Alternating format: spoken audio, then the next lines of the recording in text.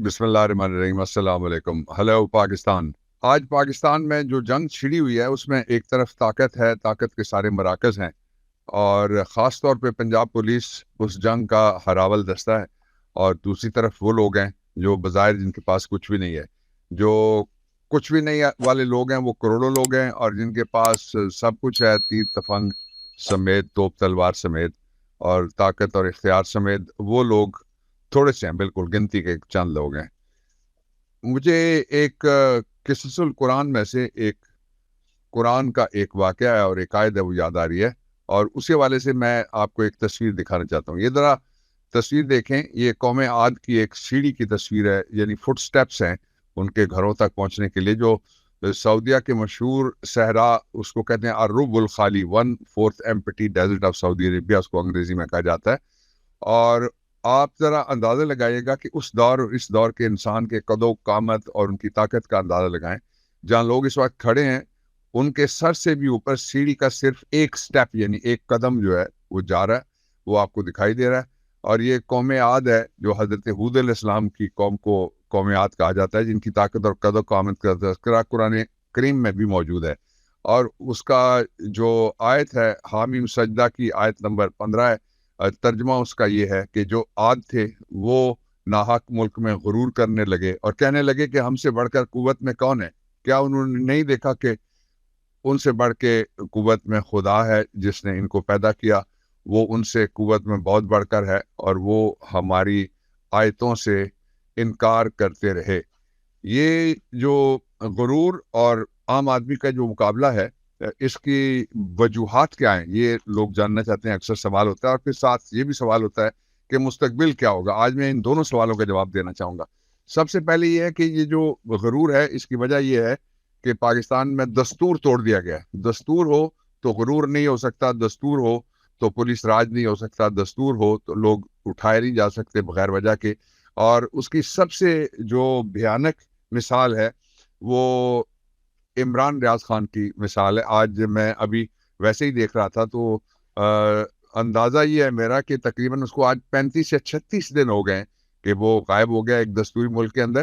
اور اگر اس کا کوئی گناہ ہے تو اس کو عدالت میں پیش کرنا چاہیے، اگر اس نے کوئی جرم کیا ہے تو اس کا ٹرائل ہونا چاہیے، اور اگر اس نے کوئی قانون توڑا ہے تو قانون توڑنے کی جو سزا ہے اس کے لیے ڈیو پروسیس پورا ہونا چاہیے۔ آئین کے آرٹیکل 10A کے اندر لکھا ہوا ہے کہ پروسیس پورا کیے بغیر کسی کو بند نہیں رکھا جا سکتا۔ تو پروسیس کہاں چل رہا ہے یہ کسی کو معلوم نہیں ہے، ڈیو پروسیس کہاں چل رہا ہے کسی کو معلوم نہیں ہے، عمران ریاض کہاں ہے یہ بھی کسی کو معلوم نہیں ہے۔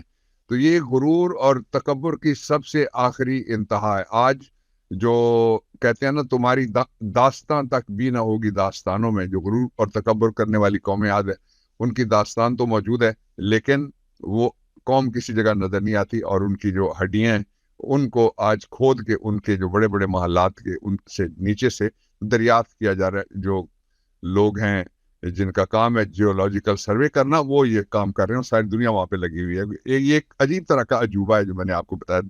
عمران سے ڈرنے کی ایک پہلی بڑی وجہ وہ کروڑوں نوجوان ہیں جن میں 2 کروڑ ووٹرز کا اضافہ ہوا ہے۔ الیکشن کمیشن آف پاکستان یہ نہیں بتائے گا آپ کو، اور یہ جو پچھلا سینسز ہے اس کے دوران جو عمر کے اعتبار سے آئے لوگ اور جو رجسٹر ہوئے، یہ چھپایا جا رہا ہے کہ کسی طریقے سے اس کو بوڑھوں کا ملک قرار دے دیا جائے، معذوروں کا ملک قرار دے دیا جائے، مجبوروں کا اور مقہوروں کا جن کے اوپر قہر نازل ہو رہا ہے مسلسل، وہ ملک قرار دیا جائے۔ لیکن یوتھ کو پیچھے آپ نے دیکھا کہ ایک جو لفظ استعمال کیا جاتا ہے یوتھیے، اس کا مطلب ہی یہی ہے کہ حقارت سے دیکھا جاتا ہے اس بھاری اکثریت کو جو ملک کے اندر اس وقت تقریباً 70% لوگ ہیں، اور جو 30% لوگ میری عمر کے یا جو اس طرح کی عمر کے دوسرے لوگ ہیں، وہ تقریباً ان کی آبادی موجود ہے۔ دوسری وجہ جو خان سے ڈرنے کی ہے کہ خان کی اصل طاقت کیا ہے۔ خان کی اصل طاقت وہ پاکستان کا عام آدمی ہے۔ وہ پاکستان کا عام آدمی خان کے ساتھ کیوں جڑا ہوا ہے؟ اس لیے کہ اس کو پاکستان سے امید ہے۔ اور امید کیا ہے؟ امید یہ ہے کہ پاکستان اس کا بھی ملک ہے، پاکستان اس کی بھی سرزمین ہے، پاکستان اس کے بھی باپ دادا کی جگہ ہے، پاکستان میں اس کا بھی حصہ ہے۔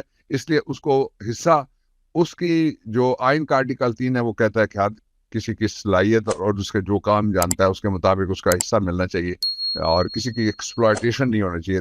یہ جو استحصال ہے، طبقاتی استحصال ہے، اور جو مالیاتی استحصال ہے، اور جو مختلف طبقات کے درمیان تقسیم ہے، اس کو کم کرنے کے لیے عمران خان نے جو اقدامات کیے تھے، انہوں نے لوگوں کو 3.5 سال میں یقین دلا دیا ہے کہ کیا پاکستان ٹھیک ہو سکتا ہے. جواب دیا عمران خان کے عمل نے، عمران خان کے ایکشنز نے، عمران خان کی پالیسی نے، اور عمران خان کے 3.5 سال نے جواب دیا کہ جی پاکستان تو ٹھیک ہو سکتا ہے. پھر ٹھیک کرنے کا طریقہ کیا ہے؟ ٹھیک کرنے کا طریقہ یہ ہے کہ حکمران کا کوئی کاروبار نہ ہو، حکمران بے ایمان نہ ہو، حکمران چور نہ ہو، وہ منی لانڈرر کوئی نہ ہو، اس کے پاکستان اس کا اوڑھنا بچھانا ہو، اور اس کا مستقبل بھی پاکستان کے اندر ہو. اب آپ دیکھتے ہیں جو حکمران ہے، ایک وہ بیٹھے ہوئے ہیں جو جن کا سارا کچھ باہر تھا، دوسرے وہ ہیں جن کو کہتے تھے کہ جو عمران خان کے پاس اے ٹی ایم ہے جن کی وجہ سے جلسے ہوتے ہیں. آج سارے with respect and due respect سارے اکٹھے کر کے اے ٹی ایم بھی، تو جلسے کیا وہ جلسی بھی نہیں ہو سکی. اور جو پارٹی کی پولیٹیکل پارٹی کی لانچنگ ہے ہمیشہ سے، ذوالفقار علی بھٹو نے پیپلز پارٹی کی جب لانچنگ کی تھی تو جے رحیم کے گھر کے اوپر ایک بڑا اجتماع لاہور میں منعقد کر کے یہ 1967 کے اندر یہ پارٹی لانچ ہوئی تھی، پاکستان پیپلز پارٹی جو اصلی والی تھی، سوشلسٹ پاکستان پیپلز پارٹی. اس کے بعد پھر اس کو توڑ کے کئی پیپلز پارٹیاں، ایک کوثر نیازی صاحب کی نکالی گئی، جوتوئی کی نکالی گئی، کھر کی نکالی گئی، بے شمار نکالی گئی، لیکن وہ چل نہیں سکی تھیں. تو جتنا عرصہ وہ پارٹی سوشلزم سے جڑی رہی، لوگ وہ چونکہ ایک نظریہ تھا اپنے وقت کا اور اسلامی سوشلزم کا نام لیا گیا تھا، وہ لوگ اسی کے ساتھ جڑے رہے. اب یہ جو عمران خان ہے، اس کی طاقت پہلی تو عوام ہے، دوسرا عمران خان کا نظریہ اس کی طاقت ہے. اور وہ جو نظریہ ہے اس کے 3 حصے بہت واضح ہیں. پہلا تو یہ ہے کہ عمران خان کی کوئی جدوجہد اپنی ذات کے لیے نہیں ہے، اپنی پراپرٹی کے لیے نہیں ہے، اس اپنے بزنس کے لیے نہیں ہے، اپنے مفادات کے لیے نہیں ہے.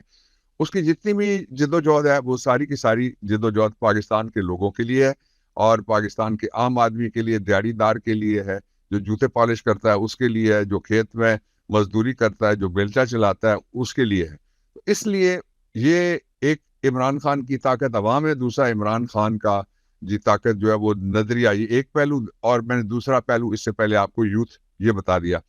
اب ان کو جو توڑنے کی کوشش ہو رہی ہے لوگوں کو کہ کسی طرح سے وہ کو حوصلہ توڑ دیں، اس کے لیے بھی 3 ذرائع استعمال کیے جا رہے ہیں. نمبر 1، پنجاب کا جتنا بھی بجٹ ہے وہ سارا کا سارا مسلم لیگ نون کے کرپٹ عناصر کے حوالے کیا جا رہا ہے. اور یہ کوئی اختیار نہیں تھا، ایک تو گورنمنٹ ہی وہ ناجائز ہے اور وہ تجاوز کر چکے اپنی جو آئینی حد تھی. اس کے اوپر عدالتوں کو نوٹس چل رہنا چاہیے کہ عدالتوں کے بھی اندر بیٹھنے والے جتنے بھی لوگ ہوتے ہیں ان کے بھی پیسے ہیں، وکیلوں کے بھی پیسے ہیں، پوری قوم کے پیسے ہیں لارجر گیم کے اندر. تو یہ ان چند ہاتھوں میں دے کے اس کو پولیٹیکل انجینئرنگ کے لیے، مستقبل کے الیکشن کے لیے استعمال کیا جا رہا ہے. اس کے باوجود بھی وہ اتنے خوف زدہ ہیں کہ وہ باہر ہی نہیں نکل پا رہے. ان میں سے کوئی ایسا آدمی نہیں، آپ نے کوئی لیڈر دیکھا؟ وہ جو خاتون ہے پائن ایپل ریپبلک والی، اس کا جلسہ اور اس کے جلسے کی بارشیں اور اس کے جلسے کی تصویریں، وہ تو آپ، اور اس پہ اور عوام کی بارشیں وہ آپ سارا کچھ دیکھ چکے ہیں، اس لیے اس سے کچھ بن نہیں پا رہا. تو یہ جو سارا کچھ کیا جا رہا ہے، پھر یہ جو اختیار ہے، اقتدار ہے، اس کے مراکز پنجاب پولیس کو آگے رکھ کے لوگ جو کاروباری لوگ ہیں نون لیگ کے، وہ اپنے کاروباری جو ان کے رقیب ہیں، یا محلے میں اگر ایک دکان چل رہی ہے دوسرے کی نون والے کی نہیں چل رہی، تو وہ ان کے خلاف رپورٹیں کر کے ان کو اٹھوا رہے ہیں تاکہ کسی طریقے سے میری دکانداری چلنی ہے آپ کی، نہ سیاست آپ کی چلنی ہے، اور نہ یہ نظریہ ضرورت آپ کا چلنا ہے. اور جو آخری بات ہے، بہت سارے لوگ کہتے ہیں کہ کیا ہوگا. میں آپ کو بتانا چاہتا ہوں کہ الیکشن ہوگا، اور الیکشن میں عمران خان وزیر اعظم ہوگا، اس لیے کہ جتنا زور لگایا جانا ان کے لیے ممکن تھا وہ سارا زور لگایا جا چکا ہے. اب اس زور کے کچھ شعلے ابھی نکلنا باقی ہیں، لیکن اب یہ جو حکومت ہے یہ صرف اور صرف 8 ہفتے کی حکومت رہ گئی ہے.